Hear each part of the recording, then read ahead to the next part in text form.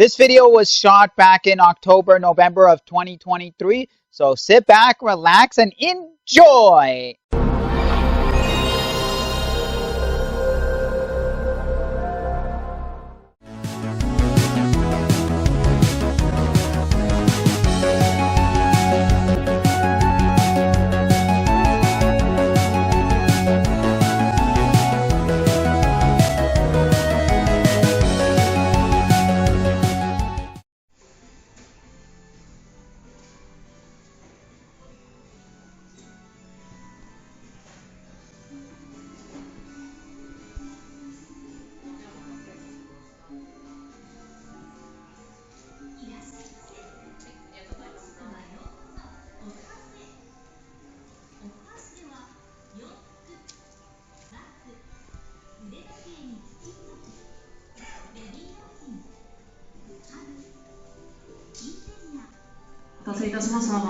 Cの896番、Cの896番でお待ちのお客様、1階をハウス買取カウンターまでお越しくださいませ。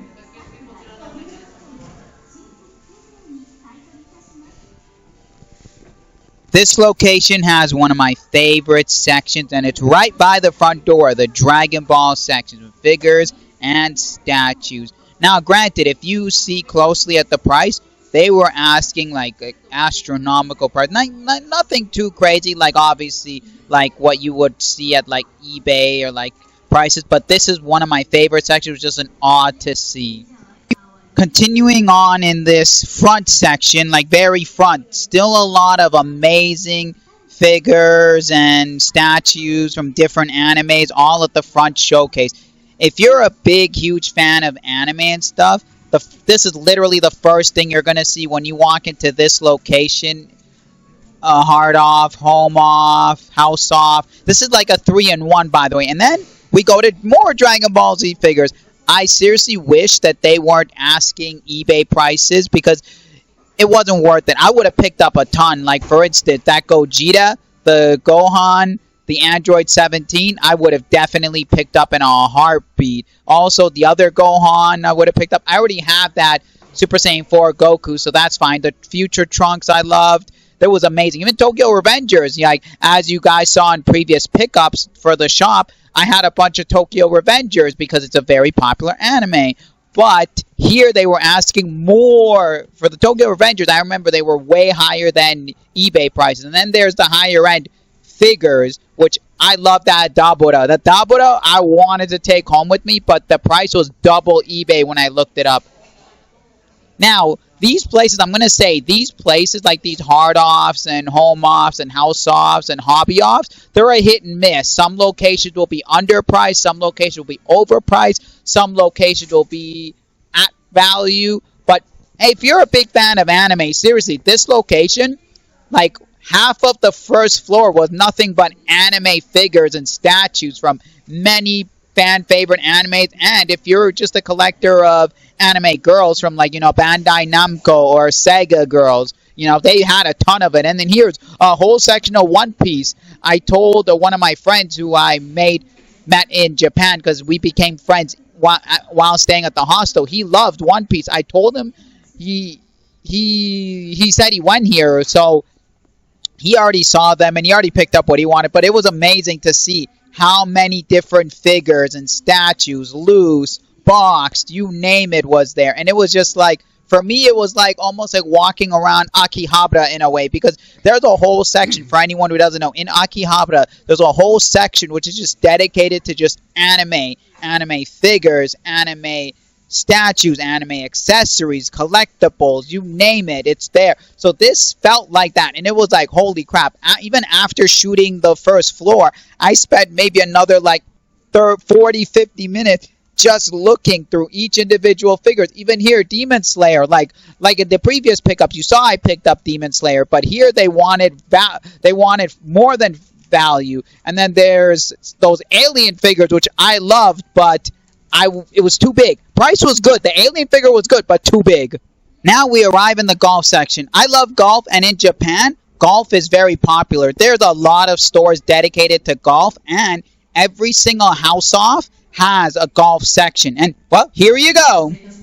We are still on the first floor. On the other half of the first floor, we have the clothing section, and they broke up the clothing section within new clothes, new used clothes, and then vintage. So I immediately went right into the vintage section and I started looking. And this location, again, like I said with the anime figures, there you'll find locations where they'll be underpriced, overpriced, or at value. This location, some of them were at value, some of them were underpriced, and some were overpriced. Like for instance, all those hoodies overpriced. But when we came here, in the t-shirt section, we had a mix. Like, I really wish I picked this one up right here. I regret not picking it up because it was like $10 cheaper than what it's worth. Come on, when do you ever see a 1997 Chicago Bulls championship? Come on. That was, I regret not picking it up. Come on, that was stupid of me. But at the time, I thought, you know what? Only $10 cheaper. Then I saw this Cat in the Hat vintage again, but the price way too high. Because when I quickly searched on eBay, they were they were asking double what it's worth. So I said no, thank you. Then we have Michael Jordan's Washington Wizard jersey. How fitting, right next to the 1997 Chicago Bulls championship. Eh? And this one I picked up. If anyone saw one of my pickups, I actually bought that because they wanted, after conversion, was like, I think it was like $18 or something. It was like $18 around there. And no, it was less than $18, I believe. Yeah, it was less than $18. It was like $8, and it's like a $40 shirt. Then there was this Takashi Murakami shirt, which I loved, but when I looked it up, it's a standard general release shirt that only sells for like $30, and they wanted $55. And so I was like, this one I picked up. I thought it was going to fit me. It doesn't fit me. But again, the price I paid for it, I looked it up. I couldn't find really any information on it. But what I found, even though I paid $21 for this one, because when I converted, it was like $21.90 something. But this one, for some reason, all the vintage 90s Japanese Mario shirts go for $100 plus. All of them, regardless of condition. So I said, you know what? The hell with it. I'm taking it. Then there was a Megadeth. I'm a big Megadeth fan, but again, they wanted it. They wanted more value than it's worth. There was a Guess Who, which I thought was funny because me being Canadian and all being from Canada, I thought, hey, look, Canadian band. And then I also saw Slipknot, and I used to be a huge Slipknot fan, but I passed on. I didn't even waste my time. Then they had a whole section dedicated to Hard Rock Cafe. I was looking mostly for my dad because my dad sells vintage shirts, and he has a section just for Hard Rock Cafe. They wanted exact value for all their Hard Rock Cafe shirts. I saw that. Don't know what that was. Just looked cool. I wanted to buy it, but I don't know what it was. But anyways, now we move more into the streetwear section because they had like a whole section just for streetwear where, like you saw the Stussy. I like Stussy. My dad sells some Stussy, but they wanted like 40 a piece, and normally that's what the cheapest range goes for. Then they got a hat section, which was cool, but nothing of value in the hat section that I saw. And then there was some shattered backboard 1.0, but when I looked up the price, I'm like, never mind. Now we arrive to everybody's section, the section everybody was waiting for. Video games, that's right. On the second floor is where you'll find the media section, which is the video games, music, movies, electronics, TVs, that kind of stuff. So here we are, handhelds. They were cool to see, but every single one of those handhelds were exactly what they're worth. And not, when I say worth, in Canada or even some of my American viewers, it's more what it's worth in Japan. And then when I did the conversion, everything, I'm like, is it really worth making $5-10? No. So I didn't bother because there were some cool 3DSs that when I looked them up, they were exclusive to Japan. But again, to make $5-10, it wasn't worth my time. So I passed. Those Amiibos were cool too, but when they wanted 20 a piece, I'm like, that's what I sell them loose. So pass. Again, Mother 2, like if anyone saw in a previous video, I really wanted Mother 2 so badly, but everywhere I went in Japan, for some reason, they wanted full eBay price for Mother 2. And I get it. It's one of the top popular franchises there, and a lot of tourists come want that game. There's some Game and Watch which are cool, but again, very expensive. Here's something you should learn when you go to these hard offs, mode offs, house off. Mostly hard offs is where you'll find video games or hobby, or like a hard off hobby off combo. Anything that's in a showcase means they've eBayed the price. It means if you go on eBay, they've done their research. So you have to go on the shelf. Like, for instance, those two you guys saw, I picked those two up because they were half the price converted.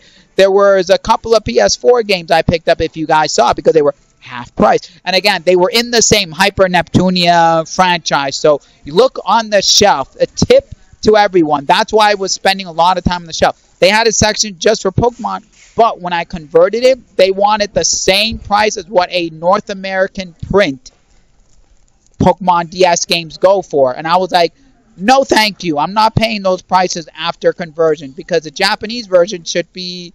So like for Heart Gold, Soul Silver, they go for about $350. Not the big box, regular version. Japanese version should go for about 120. They want it close to 3. So just a tip here, when if you ever go to Japan, don't expect to get a deal on Pokemon because Pokemon right now is the #1 most collected thing in Japan. Everybody and their mother collects it. Even random Joe on the side of the street will collect Pokemon just because there's value. So don't expect deals on Pokemon stuff. But 3DS stuff were cool too, but I'll also give you a tip on 3DS stuff. 80% of 3DS games are region locked, so it's very hard to find those non-region locked 3DS games unless you have a region-free 3DS. And then here's the Wii section. Wii is good too because Wii is not region locked for certain games, and then there's some big box like that. Some of those games were very undervalued, but the size of it would cost me too much to ship, and it wouldn't be worth it. So that's another tip. Watch out, because those big items you might say, oh my god, 70% cheaper, but very, very expensive to ship. The PS2 section is beautiful, and in Japan, everywhere you go with video games, the #1 section will always be PS2, because in Japan, there was well over 2,000 plus games made for in Japan. So PS2 is abundancy. Same with PSP. You'll see a lot of PSP because there was over 1,000 plus PSP games as well. At this location, they didn't have a lot of PS1 games. I'm going to tell you that right now. It was very bare compared to a lot of the other hard-off locations I went to. Very bare. Like a lot of the hard-offs would have their PS1 not on the shelf, behind the shelf or in a case full. Now moving to the other side, which is behind us, is a wall full of Super Nintendo Famicom loose. This is common even in every video game store. If you've seen in previous video game store videos, when they have loose cartridge games like Famicom, Super Famicom, Genesis, and all that stuff, they will put it on like a rack wall type like this, bag it up, and put them in. I grabbed a couple of the Dragon Ball Z games and Dragon Ball games because one of them I thought I didn't have in my personal collection, but I ended up having it. But they sell always for me for like $15, and I paid what, like $7 or $6 or something. So I was like, it's worth it. But this is normally where you can find stuff where for cheap usually. It's like stuff that you get for $20 and under is usually. But then when you get to the box section, it's a different story. CIB, they'll have a mix array. Like a couple of the Dragon Ball games, when I looked at it, they wanted stuff like $40, $50, and for me, when I sell it for like that price, I'm like, no, thank you. There were some Sailor Moon there, which they wanted like $60. No. All their Genesis stuff, which was not there, but beside the Famicom stuff, was overpriced here. All those Famicom games, the very bottom that were CIB, were all like your $2, $3 stuff. Nothing special. Yeah, it's fun. It's fun digging through the... And then look at this. An AKB 4849 box. And if you guys saw one of my pickups, well, this is where we picked it up from. Got it for cheap. And when I saw the price, I'm like, I don't care if it doesn't have the PSP. I could sell this and double my money, no problem. And within an instant, I knew it. Overall, it was the best location that I went to as far as a hard off goes, because it was a hard off, mode off, house off, hobby off. combined. My favorite section was the Dragon Ball Z section. I wish their prices were a little bit better so I could pick up a few, as you saw in the video that I mentioned, which figures I would have picked up, which statues I would have picked up. And then the tip is, remember, the tip.